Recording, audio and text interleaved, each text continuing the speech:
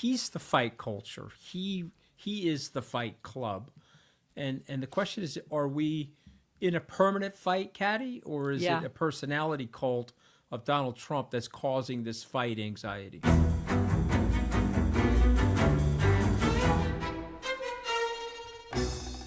Hello and welcome to The Rest is Politics US. I'm Katty K. Are you going skiing, Katty K? I am. I'm in Colorado, and we've got a little bit of tension on Team The Rest is Politics US this morning because Anthony was not sleeping in. He was on a phone call, legit. I wasn't. But I wasn't moisturizing. I can see the comments here. Yeah. Okay, exactly. Terry, I was not moisturizing. Sleeping. Unfortunately, I do have another job. Katty doesn't realize, but I do have like a job or something like that. I have. Anyway, my family's all there.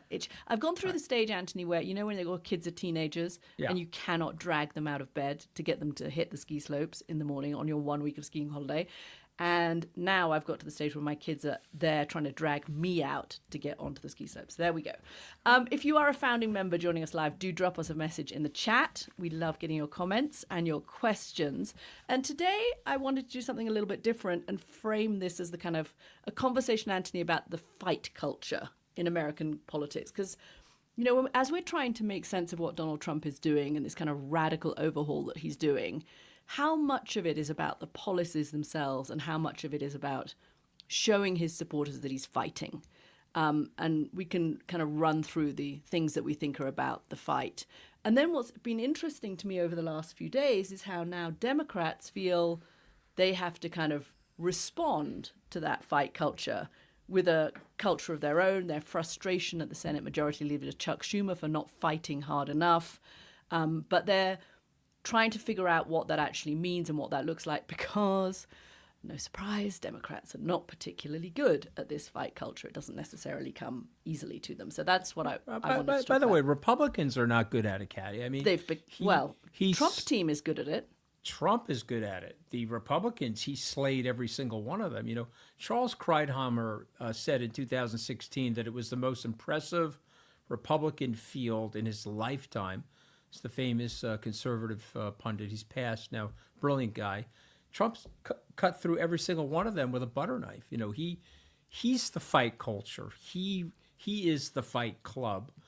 And the question is, are we in a permanent fight, Katty, or is it a personality cult of Donald Trump that's causing this fight anxiety? I don't think we know that at the moment. I mean, we don't know whether this is... I was wondering this the other day, Anthony, you know, whether we're all just becoming meaner. I mean, not to get kind of too meta about this or psychological about this, but has social media, the polarization of America, the world we live in, the anxiety people have post-COVID, I don't know if it's just made everybody a little angrier and more anxious and meaner. But let's run through the things that I think are a bit of a fight.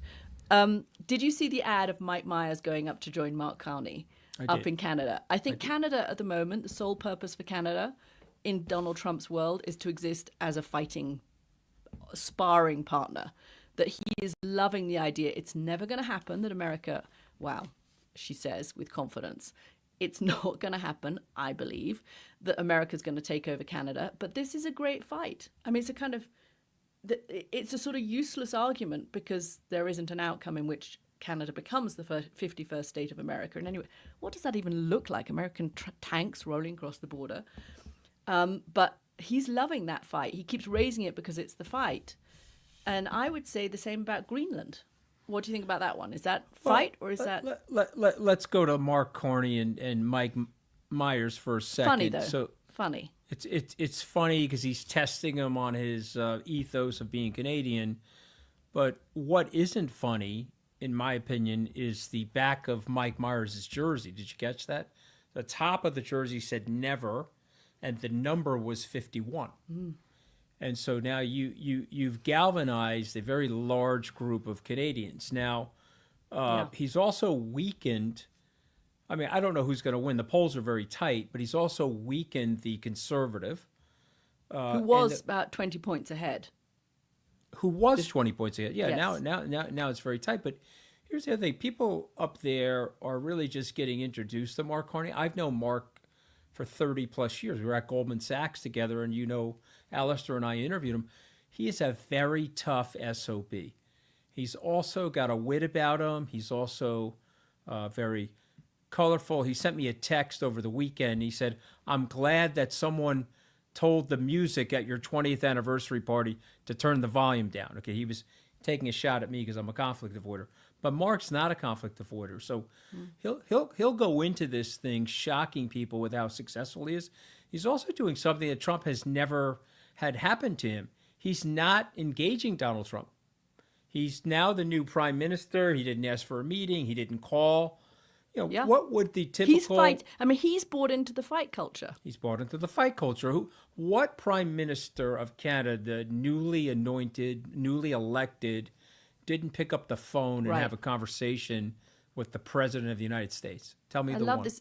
Look at this. Zeus Vorkon has put in a question, one of our founding members. In keeping with fight culture theme, Canadian election now underway, two-parter. Does Trump even care? Have a preference about the next Canadian government?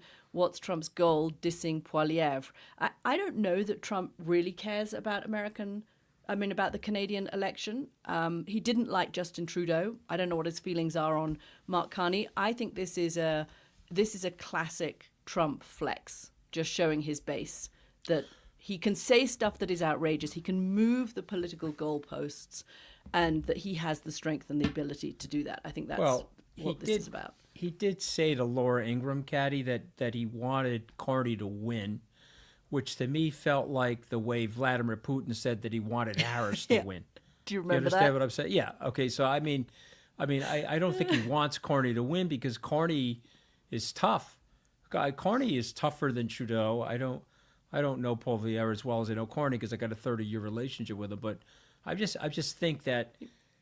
Think about what Carney's doing. I'm engaging the Europeans. Right. You've declared war on me verbally. If you're ready for a bigger war than just a verbal war, I'm actually ready for it. And he's well-resourced. Now, I know they don't have tanks and ammo, or they don't have planes. But they're talking about joining the European Union's security negotiations. Yeah, but they're well-resourced. Anyway. You've got tremendous trillions of dollars they could take out of the ground in Canada to protect themselves. That Putin-Harris analogy is a bit like me saying, God, I wish you'd only speak a little bit more. Kind of the same thing, if you ask me. Okay. Greenland. I have coffee. Do you want to stop looking around for your cup of coffee? I'm looking around to see if Michael Lewis is behind me. I don't see him.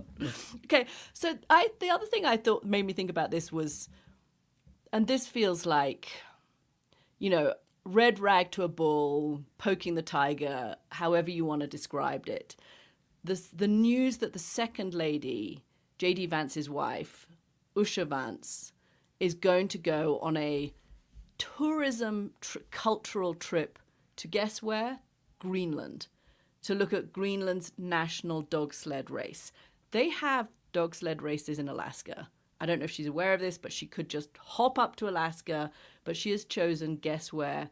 Greenland. And she's going to go along with the National Security Advisor, Mike Waltz. This has made the Prime Minister of Greenland very unhappy. He came out over the weekend and said this felt like a very highly aggressive move from the United States. Again, I don't know where Greenland ends up. There may even be an argument, and I think we've said this on the podcast before.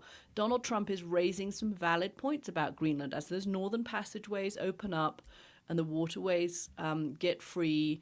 The Chinese and the Russians are kind of circling that area, paying much more attention. Russia describing itself as an Arctic state. They're clearly interested in those passageways. Is Greenland too strategically important to global security to be under the rule of Denmark? These are all interesting questions. But the way that Donald Trump approaches this, with Don Jr. flying in just after the election, Usha Vance going to Greenland now, this again, it feels like a fight move. It feels like the White House saying to the MAGA base, look, we are so powerful and ready to fight for America. We've got Canada. We're going to take Greenland. It feels unnecessarily aggressive. This is not the kind of diplomacy you'd engage in if you were serious about Greenland.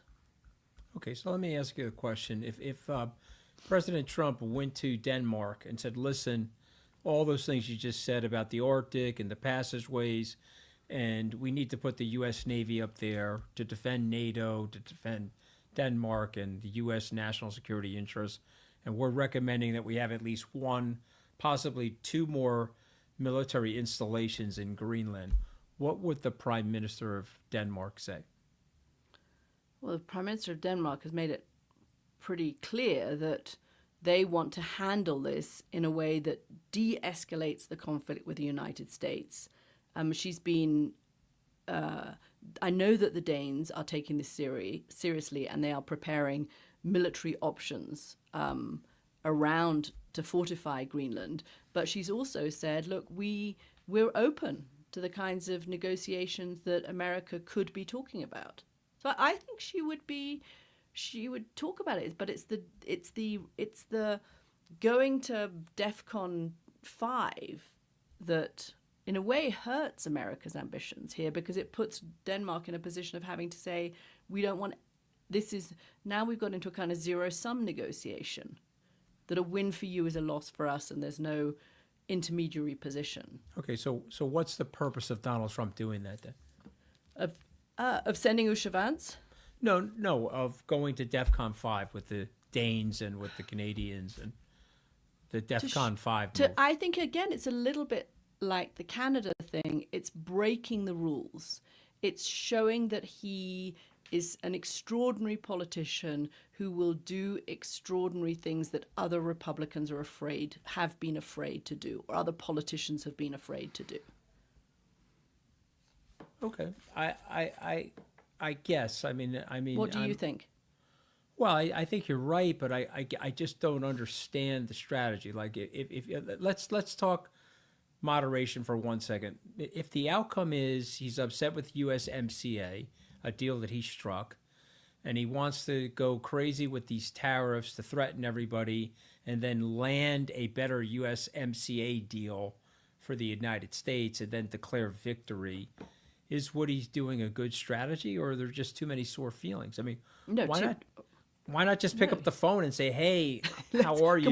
Can we talk?" You know, I don't like these 5 things in the deal. Yeah. Before this gets ugly, could you and I sit down and renegotiate these things? Give me a win here, right, and I'll take care of you on some other thing in Canada. Why not do that? You know, I mean, to what you're saying, look, I think a lot of people are trying to, you and I included, understand what's happening, right? So many of these things, and the other things that are fights, I would put into that bracket. The law firms, very unusual. It's a fight tactic. Columbia University, it's a fight tactic. Penn University, it's a fight tactic. There are a bunch of things, I think, that he's doing to show that he can fight and that he has power. But I had a very interesting, heard an interesting news from a reporter who's been out in China who was saying, look, the Chinese are just falling over themselves laughing at this, at the way that Donald Trump is weakening America. And one of the big things he's doing is weakening these relationships, this very powerful Western alliance that the United States had with Canada, that the United States had with Europe, including Greenland. He's weakening them. He's doing China's job for it, not to mention the stock market, questions about the value of the dollar. There's investment in healthcare research. They can't believe that he's making it so easy for them. And I wonder, when we're trying to kind of ascribe a strategy to this, maybe it's just not very smart politics. I mean, maybe that's what this Canada stuff is. It's just not. Okay, but let me be the 4D chess master that Donald Trump sees himself as. Okay, we're going to channel the Bobby Fischer of Donald Trump. I think he's there saying to people that we've been abused and we've been mistreated. Right. And so now which he believes. I'm going to flex on you to show you that America's back, and we're respected now. Yeah. And this is something that his base really likes, Katty. Yeah. And so I think these things are all base moves. But listen, there's been leakage from the White House that April 2nd they're going to modify things. Okay, the market is up today and was up yesterday, because the Kevin Hasserts inside the White House are winning out from the Peter Navarros. And Trump really doesn't like the stock market going down. He doesn't like those weekend calls from the CEOs when he's in that lonely 132-room mansion. I just want to answer a quick question, if you don't mind, to Chris Niven, who's asking about my suggestion to Dom to put away 10% of his money. Yes, I put that in investments, by the way. So that's the S&P 500 and Bitcoin. Bitcoin really started for me in 2020, but you could just, if you're afraid of Bitcoin, just buy the S&P 500, and you buy it once a month with a portion of your money. And if you do that for 10 years, you're going to be a very happy camper. All right, let's go to another question. Wait, no, one second. We're going to talk about the Democrats. So this is what has been interesting. This is why I wanted to talk about this today. If you look at what's happened over the weekend, Anthony, and these huge rallies that Bernie Sanders, and we spoke about them last week, but they've got much bigger. Bernie Sanders and AOC are getting out west. So they did a rally in Arizona where they got 15,000 people. That is slightly more than we got at the O2 Stadium. I hate to say that. But then they were in Denver, Colorado, and they doubled our numbers at the O2 Stadium. They got 30,000 people. And it's this tour called Fight Oligarchy. And people are queuing for a long time. Now, I don't know. Bernie Sanders has said he doesn't want to run for the presidency. I think AOC, it would be hard to imagine her running for the presidency. But what they're tapping into is, and both of them are talking about when they're up on stage, is this idea that it's about the working class. It's not even it's the economy stupid. It's about the working class stupid, and that the working class is being left behind. I mean, Bernie Sanders is saying the same things at these rallies that he's been saying for decades. It's not that he's changed. It's that he seems to have met a moment. America seems to have has kind of come to him, or not even, I don't know if they're all Democrats that are turning out, but because we know he has cross appeal with Trump voters. But Democrats as the Democrats, and we've spoken about this on other podcasts, are kind of totally floundering and in the wilderness. Here are these two people, not even in an election cycle. These are kind of midterm numbers or general election numbers that people get for rallies. And rallies don't always signify change. We know that. But it's just interesting to see them out there and talking the way they are, and taking the fight to the Republicans and to what Trump is doing and to what Elon Musk is doing in a way that is sort of coherent and consistent, whilst other Democrats are splintered and looking at what Chuck Schumer did in caving to the White House and keeping the government open, and how angry that has made a lot of Democrats. And Democrats seem to be saying, you know, there are the Republicans fighting. We need a fight of our own. And there's all this talk around about, is it time for the Democrats to have their own Tea Party movement? I don't know that would be a good idea, because movements based on anger rather than ideology tend to, become the monster that you can't control anymore. But it was just interesting to me to see those rallies this weekend. And I was wondering what you thought about that idea of whether the kind of Democratic base wants more fight than the leadership is giving it.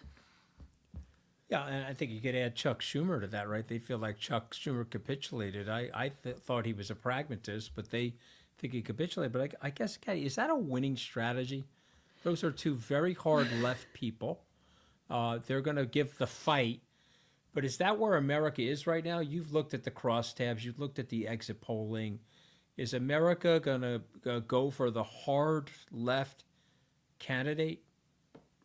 No. I mean, there's interesting polling out just a week or two ago showing that actually the number of Democrats who want the party to adopt more moderate policies has increased something like 11 points from 2 years ago to 45%.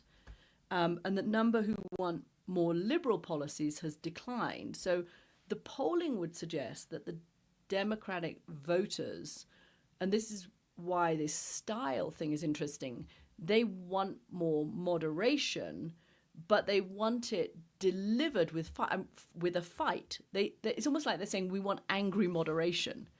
And that what Trump is doing with the fighting and the anger has kind of set the tone for the general political discourse And now Democrats are thinking, we want more moderate policies, although I do think Bernie's onto something with the oligarchy idea and the rich getting richer and the corruption of billionaires like Elon Musk, and the working class. And we've spoken about this, wage disparities and income inequality, and the fact that America has to do something about that. But they just want somebody to stand up and fight for them. And that's what they feel they're missing in people like Chuck Schumer. Okay, but to me, and I respect all of that, but I don't think that's the winning strategy. I maybe I'm wrong and maybe I'm out to lunch, but I'm looking at the data, right? One of the big things, remember, the Republicans, Donald Trump won 54% of the white women and 46% of the overall women. And in the exit polling, they were voting for more moderation. They were voting for more moderation in the culture. They were suggesting that they were voting for their husbands and the young sons that live with them. I don't know, Katty. I get the fight, but I'm wondering if the bark is up the wrong tree. But I don't think it's the tree. I don't know how far we can go with the analogy, but I'm not sure it's the tree that matters. It's the style of combat that is interesting. And I just don't know that Democrats do fight very well. I mean, Bernie does it pretty well and has done it consistently because it's authentic to him, right? But for some Democrats to suddenly become, and I was texting with a Democratic senator over the weekend saying, what does this even mean that they want more fight? And he kind of texted back and said, yeah, I don't know what that means for us. We're not in power. How do we fight? What does that look like? And I think that, in a sense, that's the sort of essence of it, is that the voters who are feeling a bit lost and bruised, and they see the level of energy on the Republican side and in MAGA world, and they're thinking, why don't we maybe it's fight is the wrong word, maybe it's just energy and noise and action, they don't feel they've got that. I'll just give you an axiomatic observation from the last 10 years based on my field observation with my binoculars. Become more like Trump, lose to Trump. Right. That's just you Marco Rubio, you're orange and you have little hands, lose to Trump. You're a sniveling liar. That's what Ted Cruz called him in the final gasp of the 2016 primary season. Donald Trump, you're a sniveling liar. Okay, fight like Trump, become like Trump, lose to Trump. Mm-hmm. And the only person that beat Donald Trump was Joe Biden, and that's when he had more wits about him. And it was a calmer, more moderate message. And so, yes, I hear you. Trump is a fighter. People may want fighters, but I don't really think they want fighters, Katty. I think they want winners. I think they want to win. Right. And I'm just wondering if putting the fight in the way they're doing it is a winning strategy. I think they'd be better served directionally, again, my opinion, directionally, here's what we stand for. This is how we differentiate from Donald Trump. We do like certain things that he's doing, frankly, but this is how we would do them. Bernie Sanders said that in an interview this weekend. Mm-hmm. He said he thought, but he recognized that Trump had done some good things. He said stopping the flow of fentanyl, you can't have this kind of illegal immigration coming across the border. He actually gave... He likes tariffs. I thought, yeah, he's a populist, really. Mm-hmm. I mean, if they had and he's not, as we've said before, Bernie Sanders is not woke. He's not on the cultural left of the party, and it's worth remembering he's an independent. Here's a question on this from Debnick. Should the Democrats call themselves something else? It's a good question at this moment, Debnick, because there are some independents who are saying, actually, you know what should happen is that this is the time for more people to run as independents and side with the Democrats when it suits them. I don't know if that helps the Democrats I don't know if it helps get MAGA out of power. I don't know if it helps Republicans get out of power, but it's something I'm starting to hear more of, that actually the call should be for more people like Bernie Sanders, Angus King, who's also an independent senator, who can run as independents, aren't beholden to any party, and get away from this idea of kind of people who are disillusioned with establishment parties that don't do anything for them, but then side with Democrats, when they want to. I think it's something we might hear more of. Another question. This is a great one. This goes back to our first half. This is from John Cannon. Okay, this is for you. Former Director of Communications to the White House, Mr. Scaramucci. Okay. My question to you from John Cannon. Trump is now the Danish Prime Minister. What does he do? I see. That's the central question. I'm in the Carney camp. I would disengage. I think Carney has disengaged from Trump. I would go to my allies, the other people in Europe. I would go to my constituents, and I would fortify. Unless you think he's coming with the military. If he's coming with the military, I'll just tell you, as a market participant, he'll crash the U.S. stock market if he does that, because it's one thing to flex verbally and to sound rhetorically like a moron, but it's another thing if you're going to take the step to destroy the post-World War II order. But if I'm the Danish Prime Minister, I'm ignoring him, and I think you are the best served. The Irish Prime Minister tried to do this in the Oval Office. I think was done successfully. You ignore him. You take a step back, and you just ignore him and go about your day. And I think if Carney wins the election, he's called this quick election, you must see some positives in the polling data for April 28th. He's calling the election. And I think if Carney does the technocratic thing, which is to ignore him, get more inter-provincial trading going among the provinces of Canada, unify the provinces, I think he's going to have a good term. I think weirdly, Trump will have strengthened and unified Canada. He will have weirdly strengthened and unified Europe. And I think he will have on the margin hurt the U.S. Yeah, I think, there was an interesting, I don't know if you saw this over the weekend, the interview with Steve Witkoff, who is the kind of chief Russia-Ukraine negotiator. Terrible. Who was so rude. I mean, first of all, the guy knows better, but was reciting all of the Putin talking points about Ukraine not being a real country, people. Can I pop quiz you? Do you know who Charlie McCarthy is? No. Okay, so Charlie McCarthy, for the Americans listening in, was a ventriloquist dummy. Okay, right. And it sat on the lap of the ventriloquist. I see where you're going. Okay, Witkoff. I mean, what is the guy doing? And What's he then doing? I got my buddies on Wall Street telling me, "Oh no, he's got to be balanced and measured because he's a diplomat." So you balance and measure by reciting, right? State television talking to him. It was so touching that Putin prayed for Trump after the assassination attempt and had a portrait made for him, and Trump loves it, and he's actually really a stand-up guy who's very smart. And then in the same series of interviews says that rounds on Keir Starmer, who, to your point about how do foreign leaders handle Donald Trump, Keir Starmer, the Prime Minister of Britain, must be thinking, what the heck, I thought we were on the right track here. And there is Steve Witkoff saying, not everyone needs to try and pretend they're Winston Churchill, and calling his plan for Ukraine, basically naive and a non-starter. So it's very hard for these foreign leaders. They're all trying to figure it out. I think what they need to do is what the Europeans are trying to do. Let's see if they manage. I mean, after my trip around Europe last week, I can see that they're trying, that there is an urgency. Whether they can actually pull it off is a very different question. But shore up your own defenses, shore up your own systems, shore up your own security. But I think you're right. You've almost got to kind of put Trump to the side as much as you can and not engage with him. One more question before we go. Nicola King, this is a great one. Is there a chance that Trump and co. will self-implode at some point in the not too distant future? Is that what the Democrats are waiting for?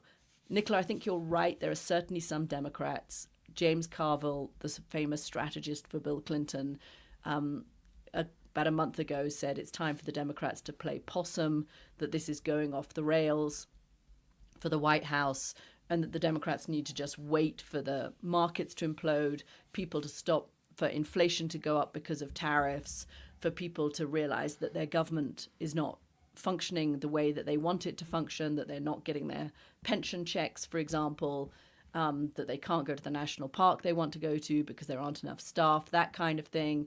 And then Donald Trump's approval ratings will tank. I think the risk of that strategy is that this could take time for people to start feeling all of the impacts of this. Some of the impacts people may like. And Democrats have to be a little bit more proactive. Yes, it's only been, whatever it is, 3 months, 2 months since Donald Trump's been in power, but they've got to do the postmortem, they've got to do the hard thinking, and they have to stay unified and come up with a coherent set of policies that people believe in, and a message, not even a set of policies because that's dry, but they have to come up with a vision for working class Americans that they feel that they can believe in. They can't just sit back, in other words, I think, and let Donald Trump, on the hope that Donald Trump's approval ratings tank. So listen, it's a great question, and I want to ask you a question on that question. So if I were in Trump world right now, what I would be saying is the Democrats are up against it because the only people that are getting any media attention are AOC and Bernie Sanders. Yeah. Chris Coons, Senator Coons from Delaware, friend of yours and mine, know Chris well, very moderate voice, very compelling narrative, what he's saying, but it's not reaching the airwaves. There's no resonance. And so I would think the Trump people are thinking, wow, we're really winning the media war. And the moderate influences are almost not screechy enough. They're not crash television, reality television enough. What could you do, if anything, Katty, to change that? I think I do think that is why AOC and Barney Brown is saying this. Having been an activist from the 60s and 70s, Bernie and AOC appear to stand out because they're just doing something rather than being totally inactive behind our screens. Get out the door. And I think it's not about, people demonstrating in the streets necessarily, but it is about Democrats finding a voice and a confidence. I don't know that I understand why Schumer kept the government open, and there's an argument for doing that, but it felt like caving.